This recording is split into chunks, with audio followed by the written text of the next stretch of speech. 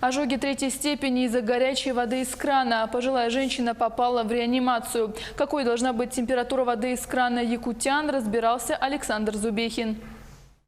Из ванны в реанимацию. Наталья Ярославцева принимала ванну у себя дома на улице Октябрьская. Что дело закончится вызовом скорой помощи, ее близкие не могли и подумать.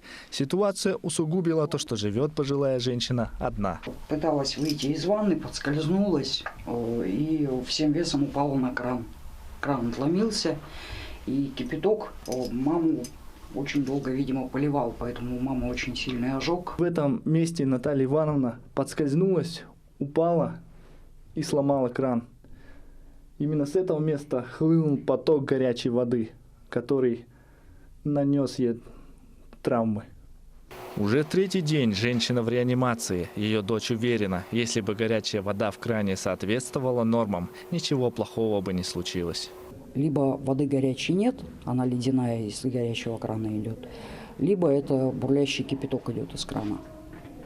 Поймать, когда это происходит, смена этой воды, практически невозможно. Соседи подтверждают, температура горячей воды в кране непостоянна. Бывает, вообще кипятка нет.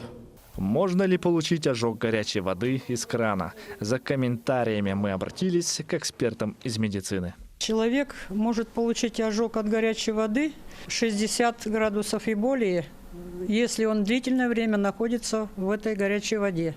В секундах это кипяток, который 90 градусов и выше, и 100 градусов.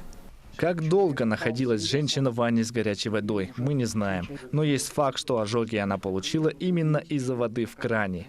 А управляющая компания, которая обслуживает данный дом, от комментариев по ситуации уклонилась. Александр Зубехин, Павел Пахомов, Якутск.